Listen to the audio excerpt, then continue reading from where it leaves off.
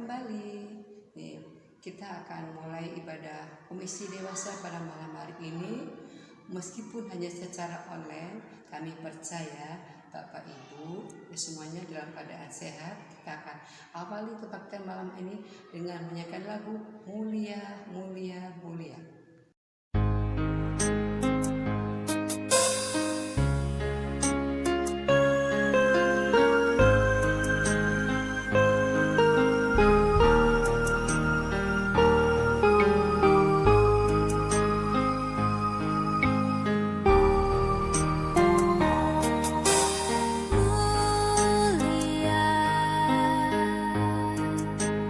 Mulia namanya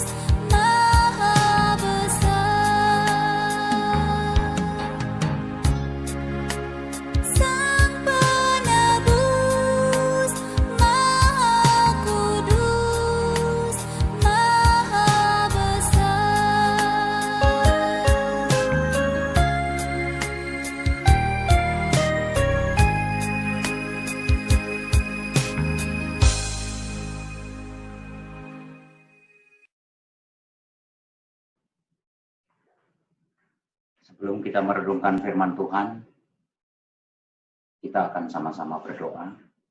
Mohon pimpinan dan penyertaan Tuhan selama memikirkan tentang kebenaran firman Tuhan. Mari kita berdoa. Bapa kami yang di surga, kami sungguh bersyukur dan berterima kasih untuk semua kebaikan Tuhan di dalam hidup kami. Engkau adalah Allah yang penuh cinta kasih dan memang Engkau adalah Allah yang kasih. Dengan menyatakan memberikan putramu yang tunggal buat kami, orang yang berdosa. Sungguh kami membutuhkan kasih yang dari Engkau ya Tuhan. Memang dunia ini menawarkan kasih yang semu, yang tidak sejati. Namun kami menyadari bahwa Engkau yang terlebih dahulu mengasihi kami, sehingga kami dimampukan untuk mengasihi Engkau, walaupun tidak sebanding dengan kasih-Mu itu. Serta kami dimampukan untuk mengasihi sesama kami ya Tuhan.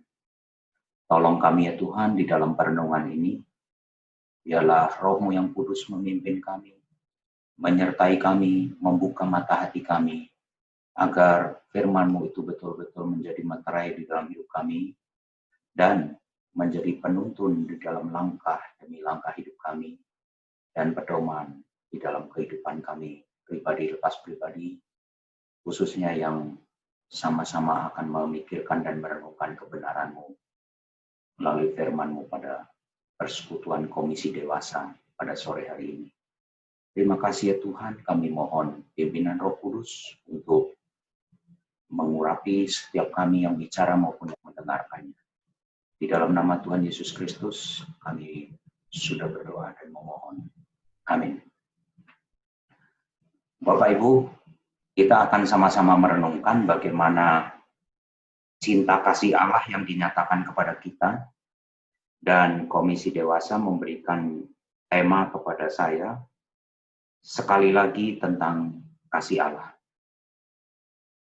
Pada dasarnya kekristenan adalah mengajarkan tentang kasih, dan bukan saja mengajarkan tentang kasih, tetapi kasih itu justru dibuktikan, dinyatakan melalui Kristus yang sudah turun ke dunia ini untuk menyatakan kasih Allah kepada dunia, yang sesungguhnya kitalah yang membutuhkan kasih itu, dan kitalah yang membutuhkan Allah itu. Memang dunia menawarkan kasih, tetapi kasih yang dari dunia ini bukan kasih yang sejati. Pada hakikatnya, kasih yang sejati itu hanya kita bisa dapatkan di dalam Tuhan saja. Maka kalau kita pikirkan sama-sama dan kita akan baca yang terambil dari surat Rasul Yohanes yang pertama, 1 Yohanes 4 ayat 7 sampai dengan 10, dan saya bacakan ayat 7 dan 8. Saudara-saudaraku yang kekasih, marilah kita saling mengasihi, sebab kasih itu berasal dari Allah.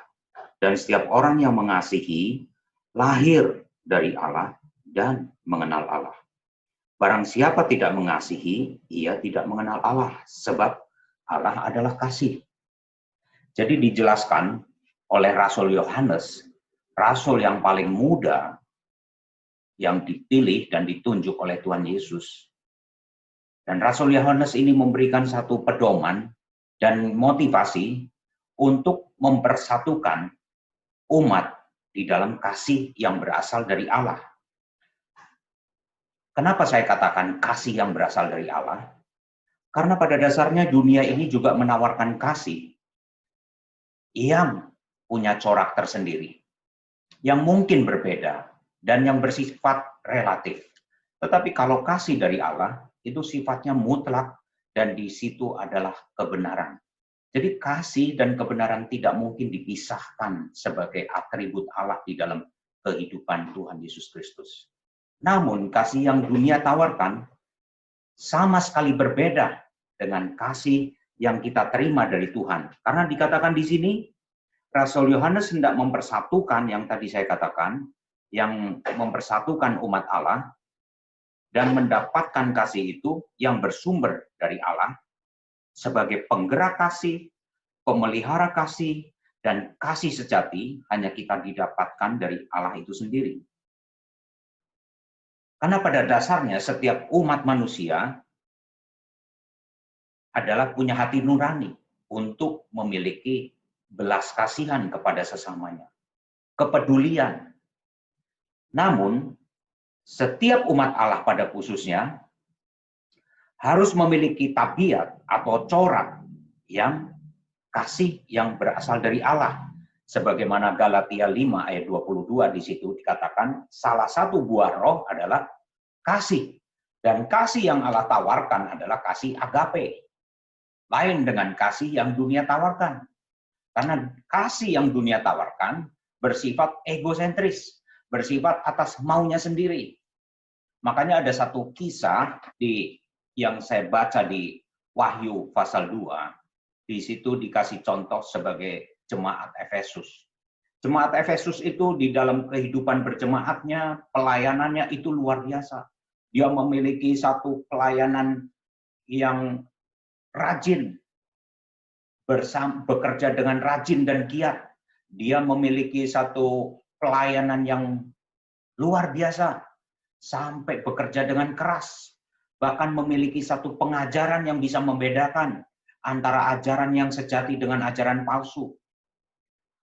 Karena di saat itu jemaat Efesus mengalami satu hantaman dari ajaran Nikolaus.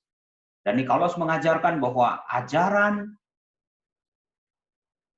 yang tidak sesuai dengan kebenaran firman Allah. Dan itu jemaat Efesus sangat peka terhadap ajaran yang tidak sesuai dengan kebenaran firman Allah. Apa yang diajarkan oleh Nikolaus? Di situ dikatakan bahwa Nikolaus mengajarkan seperti pengajaran Bileam. Apa itu pengajaran Bileam? Itu ada unsur penyembahan berhala. Bahkan Nikolaus mengajarkan selain percaya Yesus juga boleh menyembah kepada patung-patung atau berhala. Bahkan melegalkan perzinahan. Dan jemaat Efesus sangat peka. Baik itu di dalam pelayanannya, baik itu di dalam pengajarannya. Namun pada ayat berikutnya, kalau saya baca di sini, Wahyu pasal 2, ayat yang ayat yang ke-7 mulai ayat yang ke-6. Tetapi ini yang ada padamu, yaitu engkau membenci segala perbuatan pengikut-pengikut Nikolaus yang juga kubenci. Jadi jemaat Efesus membenci apa yang dibenci oleh Tuhan, yaitu ajaran Nikolaus. Dan di situ dikatakan di ayat yang ke-7, siapa bertelinga hendaklah ia mendengarkan apa yang dikatakan Roh kepada jemaat-jemaat. Barang siapa menang, dia akan kuberi makan dari pohon kehidupan yang ada di Taman Firdaus. Kalau saya baca di ayat yang sebelumnya, di situ dikatakan di dalam ayat yang ke-3.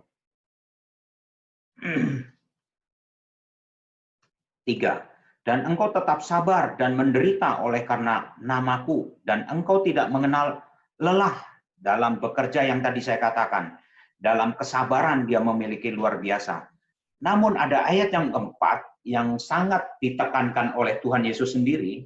Yaitu, namun demikian aku atau Yesus mencela engkau. Karena engkau telah meninggalkan kasihmu yang semula. Jadi betapa hebatnya jemaat Efesus yang mengalami satu penderitaan dengan sabar, pelayanan dengan giat, memiliki satu pengajaran yang luar biasa, doktrin yang benar, namun ada satu hal yang dicela oleh Tuhan. Apakah itu? Yaitu meninggalkan kasih yang mula-mula. Apakah kasih yang mula-mula? Mungkin kalau Bapak Ibu Saudara bisa merenungkan dan kita sama-sama merenungkan, ketika kita pertama kali mengambil keputusan bahwa Yesus adalah Tuhan di dalam hidup kita, kita membara dengan kasih Tuhan itu di dalam hidup kita. Kita giat di dalam melayani, kita giat di dalam memberitakan kabar baik, kabar Injil kepada orang, dan kita menggebu-gebu. Tetapi akhirnya kita makin luntur. Nah, ini yang dimaksudkan oleh Yesus, meninggalkan kasih yang mula-mula. Dan Tuhan tidak inginkan itu di dalam hidup jemaat kita sebagai umat Tuhan, sebagai jemaat Tuhan. Karena yang Tuhan inginkan adalah kasih Tuhan itu boleh nyata terus-menerus di dalam hidup kita. Dan itu ditekankan oleh Rasul Yohanes. Kita kembali lagi di 1 Yohanes 4 ayat 7 dan 8. Dan ada satu contoh yang diberikan kepada Yohanes pula, di situ di ayat pasal 3 ayat ke-17, ditekankan, barang siapa mempunyai harta duniawi dan melihat saudaranya menderita kekurangan, tetapi menutup pintu hatinya terhadap saudaranya, itu bagaimanakah kasih Allah dapat tetap di dalam dirinya? Jadi kasih Allah itu akan terbukti ketika kasih itu dinyatakan di dalam hidup kita. Ajaran kekristenan, kasih bukan sekedar tidak membenci. Kasih bukan sekedar tidak jahat.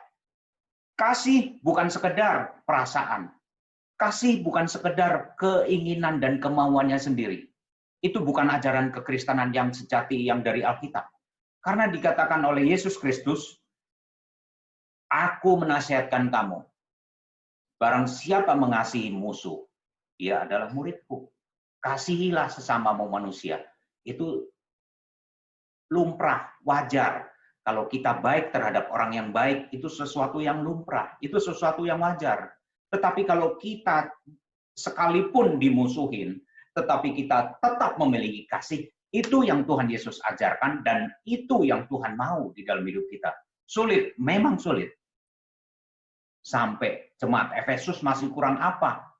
Dia memiliki kesabaran, memiliki kerajinan di dalam melayani, memiliki pengajaran yang benar, tetapi tetap dikoreksi, tetap ditegur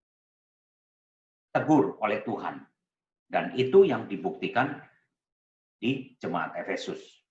Jadi sekali lagi, ajaran kekristenan, ajaran soal kasih, sekali lagi bukan sekedar kita tidak membenci, bukan sekedar kita tidak senang, tetapi bersifat aktif, mengasihi. Makanya sering dikatakan, tergeraklah Yesus oleh belas kasihan. Jadi kasih itu harus dibuktikan. Tidak boleh kasih itu hanya sebatas pengajaran setelah kita terima, sudah, titik. Tidak bisa. Kekristenan tidak mengajarkan demikian. Kekristenan mengajarkan kasih yang dipraktekkan. Kasih yang dijalankan. Karena Tuhan sendiri sudah memberi contoh kepada kita. Memang dunia bisa menawarkan kasih kepada kita. Ada satu teman saya di pinggir kali di Jelambar sini, dekat sini. Suaminya itu teman saya juga kenal istrinya, dan suaminya itu meninggalkan dia karena terbawa oleh perempuan lain, dan akhirnya ke Bogor, dia menikah secara mungkin siri atau secara KUA, saya nggak jelas. Singkat cerita, teman saya ini yang cowok itu punya simpenan, punya anak, dan anaknya sudah sekitar SD lah, kelas 2 atau kelas 1 SD itu. Nah, tapi saya perhatiin, belakangan kok dia pulang ke Jelambar, tidak di Bogor lagi, dengan membawa anaknya. Dan mantan istrinya itu, yang saya kenal itu, seringkali mengantarkan itu anak dari hasil nikahnya dia yang di Bogor itu. Dan dia pernah ngomong sama saya, itu mantan istrinya itu pernah bicara sama saya ketika ketemu di sekolahan karena dia jemput keponakannya, dan dia bilang, ngobrol-ngobrol, dia bisa membedakan bahwa kesalahan dari suaminya tidak berarti ditanggungkan kepada anaknya, sekalipun itu bukan anaknya sendiri. Dan dia memiliki kasih sayang terhadap anak itu. Dia antar sekolah, dia jemput, dia sibuk, padahal sudah pisah. Jadi saya memberi informasi ini bahwa orang yang di luar Kristus pun memiliki belas kasihan. Nah, bagaimana orang yang di dalam Kristus? Kalau orang di dalam Kristus, dikatakan di situ, di 1 Yohanes 3 ayat 17 tadi dikatakan, kita tahu ada orang kesulitan, sementara kita punya tetapi kita berdiam saja. Itu kita sedang tidak mempraktekkan kasih Tuhan. Karena dikatakan di Yakobus, kamu tahu itu perbuatan baik, tetapi kamu tidak melakukannya, itu sama dengan berdosa.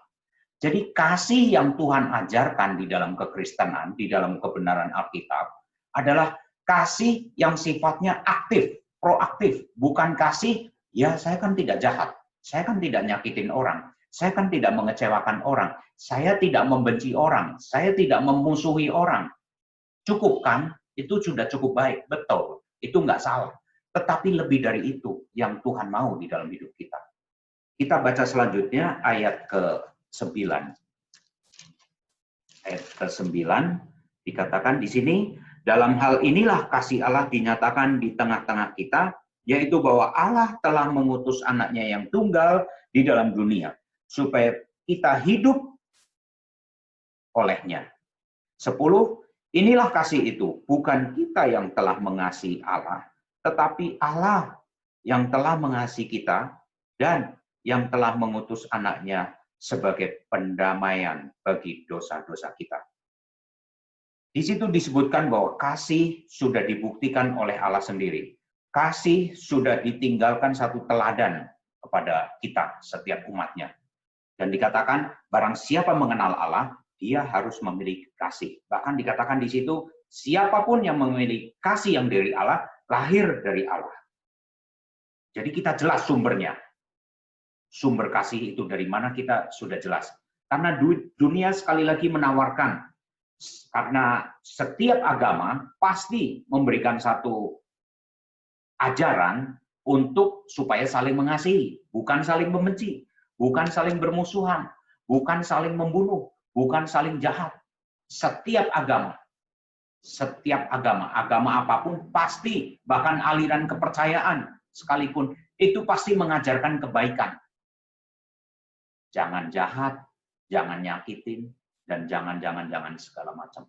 Tetapi sumbernya kurang jelas. Rata-rata dan sebagian besar bersumber kepada self-center. Bukan Tuhan, bukan senternya dari Tuhan, bukan sumbernya dari Allah. Namun Alkitab menjelaskan, siapa yang mengasihi itu lahir dari Allah, karena Allah adalah kasih. Jadi di situ jelas sumbernya dari mana, Bapak Ibu kita semua pahami. Sumbernya adalah dari Allah sendiri. Dan ingat, dunia selalu menawarkan kasih, sebagaimana Yesus pernah dicobai, sebelum memulai pelayanannya lebih lanjut, dicobai dengan kepentingan sendiri. Misalnya lapar, pasti jawabannya makanan. Misalnya kekuasaan, pasti jawabannya adalah tahta. Misalnya kebutuhan kemuliaan dari dunia ini, itu adalah dunia akan diberikan oleh iblis. Itu dikejar oleh bangsa-bangsa. Itu dikejar oleh orang-orang yang tidak mengenal Allah. Dan itu selalu menjadi sasaran setiap orang. Nah, kalau orang Kristen selalu sasarannya itu, apa bedanya kita dengan dunia? Padahal Tuhan ajarkan supaya kamu saling mengasihi. Kasih yang sudah kuberikan kepadamu. Apa itu kasih? Yaitu kasih Kristus. Allah telah mengutus anaknya yang tunggal. Dan Tuhan sudah memberikan teladan contoh-contoh banyak di ayat-ayat yang kalau kita baca di Alkitab. Di situ dijelaskan bahwa karena kasih yang menyatakan pengertian yang benar dan tepat, kita berbagian di dalam kodrat ilahi. Kalau kasih dinyatakan di dalam hidup kita dengan benar dan tepat, kita mendapatkan bagian kodrat ilahi. Apa itu? Karena barang siapa yang memiliki kasih Allah, disebutkan mereka barang siapa tidak memiliki kasih Allah, disebutkan mereka tidak mengenal Allah. Sebab kodrat atau jati dirinya adalah kasih. Jadi kodrat atau jati diri kita sebagai orang Kristen harusnya adalah kasih, karena Allah itu adalah kasih. Jadi kasih itu bukan sekedar suatu wacana atau pembahasan atau hanya sekedar ajaran-ajaran saja, tetapi Tuhan ingin menekankan supaya kita mempraktekkan di dalam hidup kita sehari-hari. Dan ayat 9 dan 10 sudah kita baca, dan kalau kita baca lagi di Yohanes 3 ayat 16, karena begitu besar kasih Allah akan dunia ini, sehingga dia mengaruniakan anaknya yang tunggal, supaya barang siapa yang percaya tidak binasa, melainkan beroleh hidup yang kekal. Itu adalah janji yang tidak mungkin tidak ditepati. Kita manusia bisa tidak tepati janji. Kita manusia bisa lupa dengan janji, tetapi Allah tidak mungkin lupa. Jadi sekali lagi ditekankan di sini bahwa Tuhan sudah memberikan teladan kepada kita. Tuhan sudah memberikan contoh, sudah menjadi teladan sepenuhnya di dalam hidup kita. Apakah mungkin kita sebagai pengikut Tuhan, tetapi kita tidak mau meneladani Tuhan, tetapi justru lebih mau mengikuti egonya sendiri? Kadangkala kalau kita memiliki kesenangan atau kesukaan, makanan, misalnya babi, misalnya kepiting, itu otomatis itu babi maupun kepiting harus mati karena untuk kita. Jadi sebenarnya kasih yang ditunjukkan kepada kita berwujud kalau dari dunia ini bersumber dari egonya sendiri, bersumber dari kemauannya sendiri, bersumber dari keenakannya sendiri, dan itu selalu ditawarkan oleh setiap orang, baik itu orang Kristen maupun orang non-Kristen. Dan iblis sangat pintar sekali di dalam menawarkan itu. Yesus pun digoda, apalagi kita sebagai umatnya selalu ditawarkan. Makanya ketika seorang pemuda datang kepada Yesus, "Guru yang baik, perbuatan baik apa yang harus saya lakukan supaya aku mendapatkan hidup yang kekal?" Yesus jawab lagi, "Apa yang sudah kau baca di dalam hukum Taurat? Apa yang sudah kau renungkan?" "Oh, dari kecil saya sudah ikut melakukan apa yang diajarkan oleh hukum Taurat. Jangan membunuh, jangan berzinah, jangan bersaksi dusta, jangan mencuri. Itu sudah semua saya lakukan. Kuduskanlah hari Sabat, semua sudah lakukan." Dan seorang pemuda ini adalah seorang yang kaya, seorang yang pintar, dan seorang yang sangat religius. Tetapi ketika dia datang kepada Yesus, dan Yesus jawab, "Oh, tinggal satu hal yang belum kau lakukan. Pulanglah, jualah hartamu, lalu ikutlah aku. Sebelum ikut aku, kau jual harta dan bagikan kepada orang yang membutuhkan, orang miskin." Tetapi apa yang diresponi oleh seorang pemuda tadi? Dia dengan sedih hati, dia dengan susah, karena hartanya terlalu banyak. Jadi jawaban Yesus tidak sesuai apa yang menjadi satu pertanyaan dia. Dia mungkin berharap supaya Yesus menjawab, "Oh, kamu memberikan persembahan, nanti akan semakin diberkati. Kamu memberikan sebagian dari apa yang sudah kau punya, nanti kau semakin ditambahkan hartamu." Mungkin itu. Tetapi singkat cerita dari kisah ini adalah seorang pemuda itu meninggalkan Yesus dengan sedih hati. Dengan susah dia meninggalkan. Dan Yesus berkata kepada muridnya, betapa susahnya seorang kaya yang masuk dalam kerajaan surga. Jadi itulah orang-orang yang telah mengejar harta atau kasih yang ditawarkan oleh dunia, tetapi dia belum mengalami kasih apa. Biarlah setiap kita sama-sama memikirkan supaya kita juga rindu untuk dipakai oleh Tuhan dan mau menjadi saluran kasih Allah. Dan sadari bahwa Allah yang terlebih dahulu mengasihi kita, bukan kita yang lebih dahulu mengasihi Allah. Sehingga kita bisa dimampukan untuk menjalankan apa yang Tuhan mau kita lakukan. Mari kita berdoa. Terima kasih Tuhan Yesus untuk setiap kemurahan dan berkat-Mu yang Tuhan sudah berikan kepada kami. Tolonglah kami ya Tuhan untuk melakukan kasih yang dari Engkau. Kami sadar Tuhan bahwa Engkau yang terlebih dahulu mengasihi kami. Kami sungguh tidak mampu ketika kami mengandalkan diri kami, apalagi mengasihi orang yang mengecewakan kami. Mengasihi orang yang tidak peduli terhadap kami. Memang ketika kami mengasihi orang yang baik terhadap kami, itu sesuatu yang mudah. itu sesuatu yang bisa dilakukan. Tetapi ketika kami diajarkan oleh Engkau sendiri untuk mengasihi orang, sekalipun orang itu membenci kami, sungguh suatu yang sulit ya Tuhan. Itulah sebabnya tolonglah kami ya Roh Kudus untuk kami dimampukan melakukan apa yang Kau suruhkan untuk aku lakukan ya Tuhan.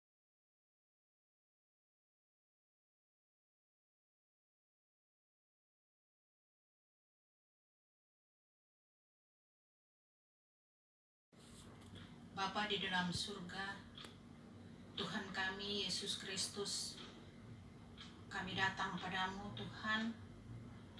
Kami mengucap syukur kami boleh melewati hari lepas hari sampai kami sudah ada pada hari ini. Terima kasih Tuhan, kalau kami masih boleh mengikuti ibadah persekutuan KD pada saat ini. Kami percaya karena kasih Tuhan di dalam kehidupan kami. Bapa di dalam surga, saat ini kami mau dalam doa.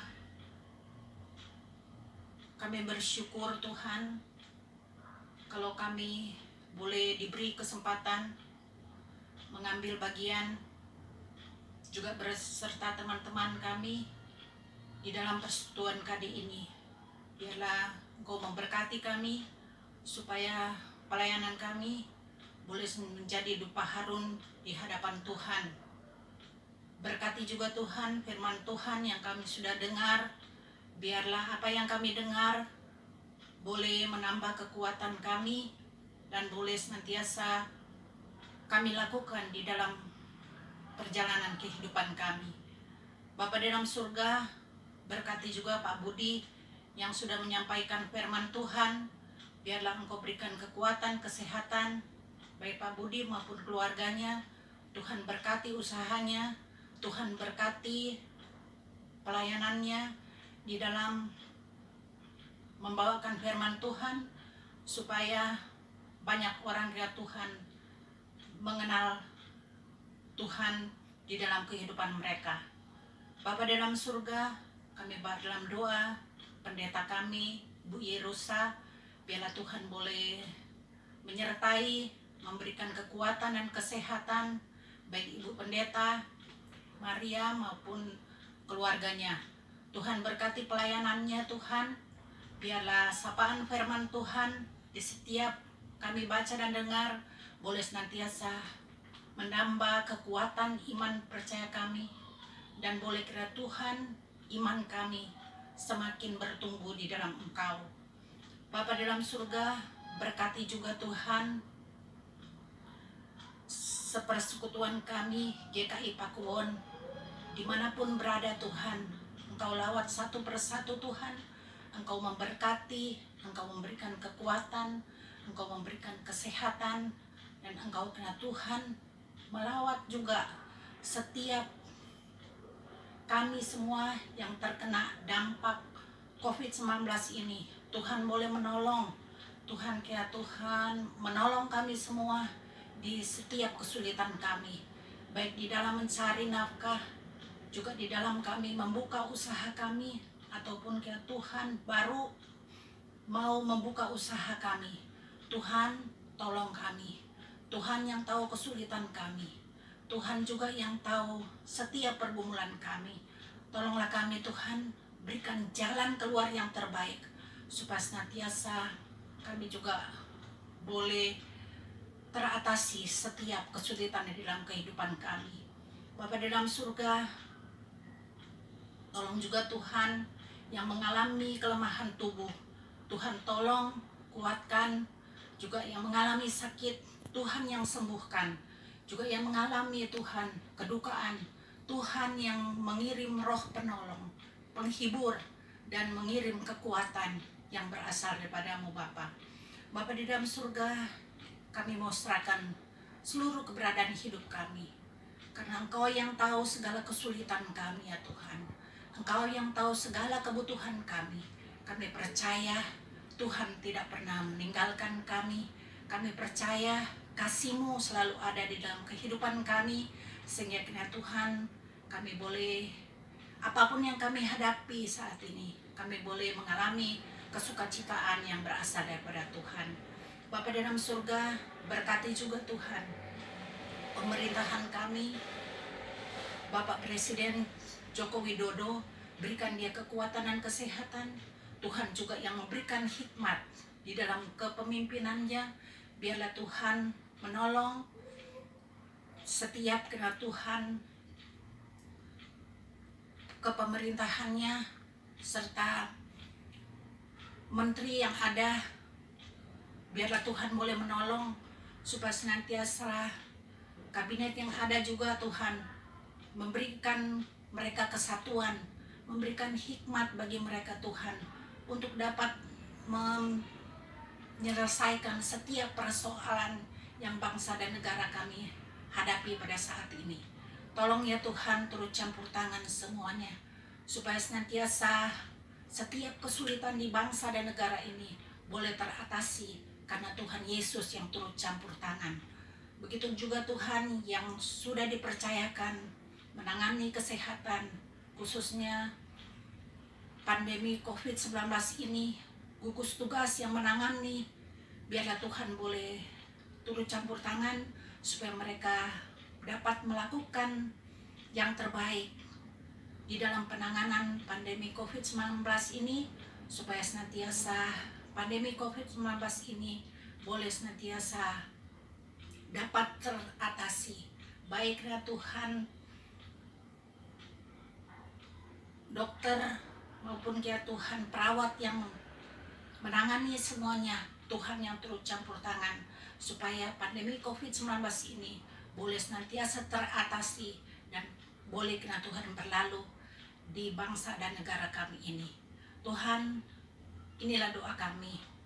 Biarlah Engkau terus menerus menyertai kami.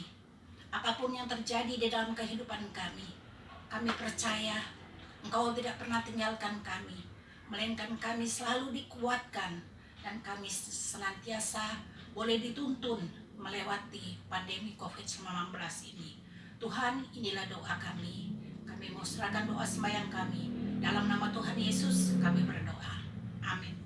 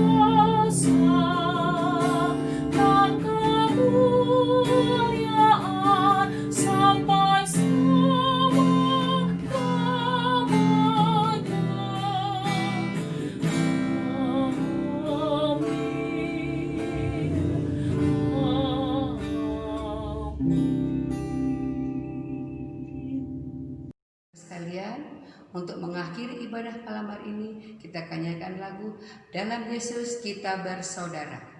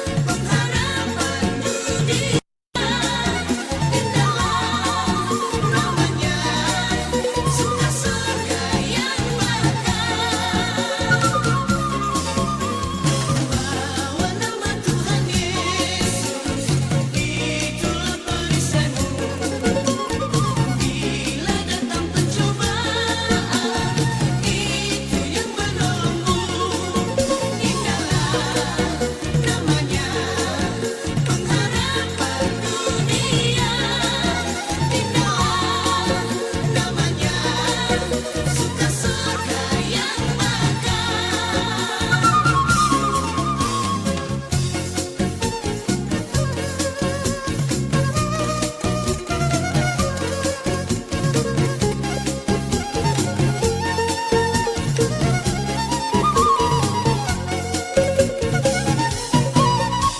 Sungguh agung nama Yesus, hati kita bergemar bila kita dirangkulnya, sukacita pun besar. Indahlah namanya, pengharapan dunia. Indahlah namanya, suka surga yang bakal, suka surga yang bakal.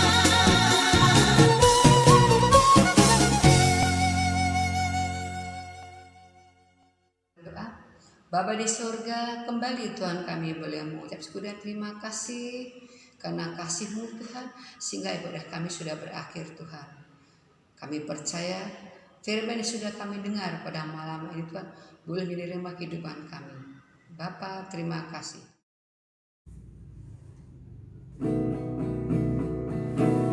Bapa, terima kasih.